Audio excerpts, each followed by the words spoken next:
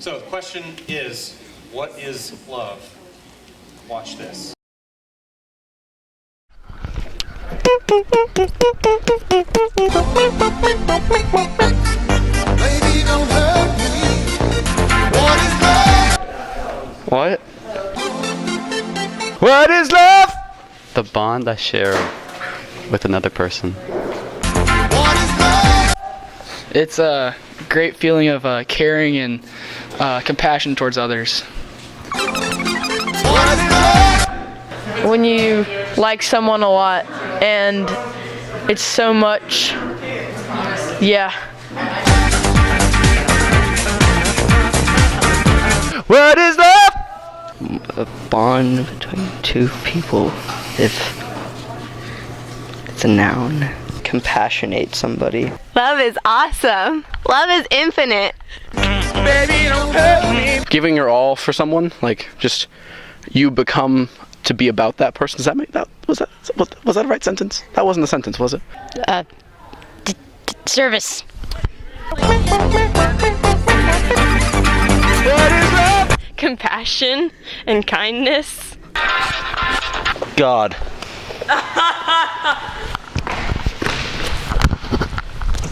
What is love?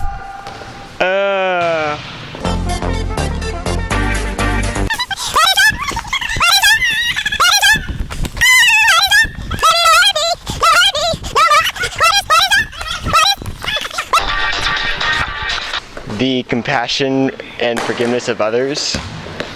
Just caring about other people and showing them that you actually care for them. What is love? Baby, don't hurt me. Baby, don't hurt me! What is love? It's when you hug people. Yeah. Someone who brings you snacks. At least that's what someone should do if they love me. Bring me snacks. It's when you really care about someone. What is love? I don't want to answer the question. What is love? Did you say what is up? Unexplainable. What is love? Love is patient, kind. It does not envy. It does not boast. It is not proud. What is love? I'm gonna go and agree with what he said. What is love? When two people like each other a lot. Don't hurt me. No more. Ow, you hurt me. All right. So I just want to say a few quick things to kind of set up tonight. And tonight is really basic, right? Talking about love and talking about desire, because those are kind of the basis for everything else that we're going to talk about. So we kind of have to have a grasp on that question, on the answer to that question, what is love, to talk about the other things. And I want to read this. This is from Ephesians 5:1-2. It says, "Watch what God does, and then you do it, like children who learn proper behavior from their parents. Mostly what God does is love you.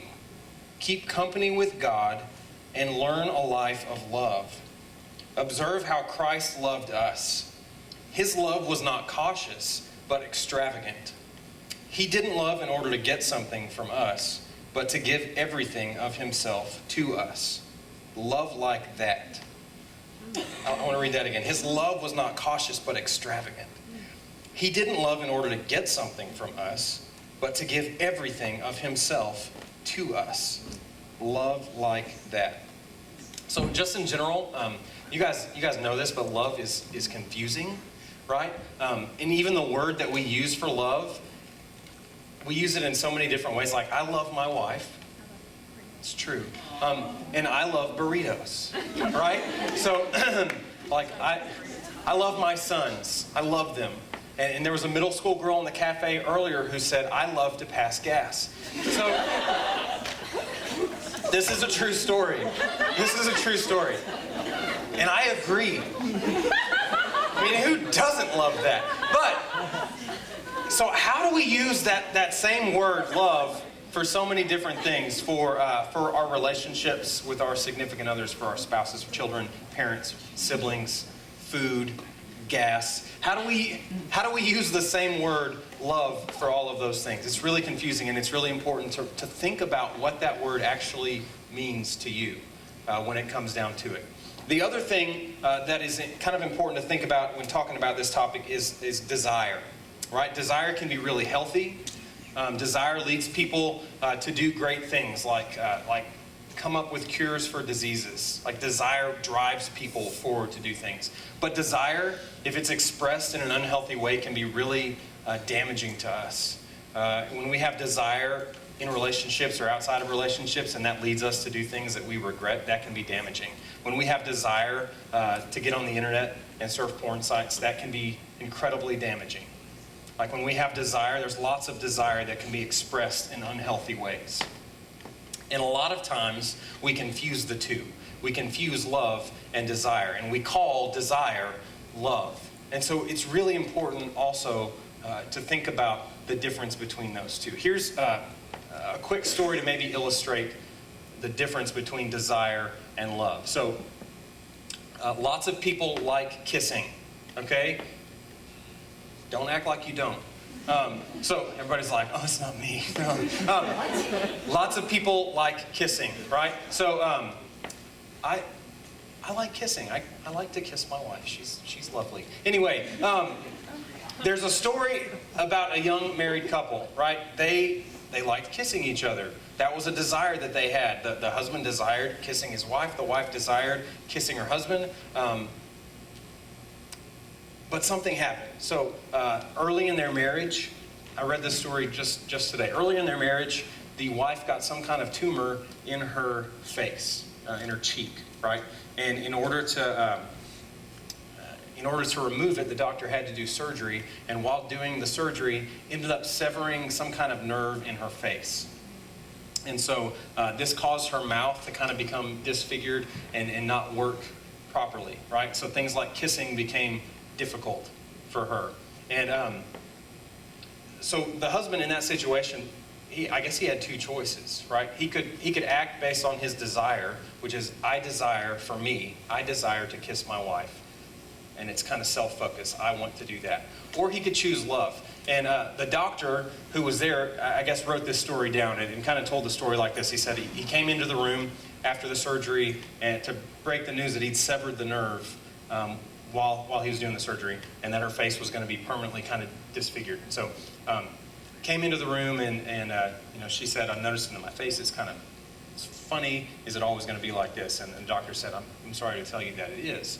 And so the husband, the doctor said this is one of the most beautiful things he's ever seen. But the husband just kind of leaned down and sort of like contorted his face to match up with how his wife's face was, and gave her a kiss, and then just said, I just wanted you to see that our kisses will still work, right? That is an act of, oh, I know, yeah.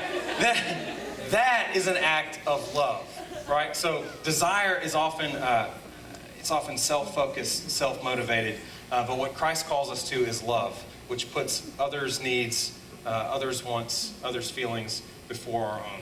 So I want you guys to kind of chew on that tonight, the difference between love and desire. I want to read this one more time because I love it.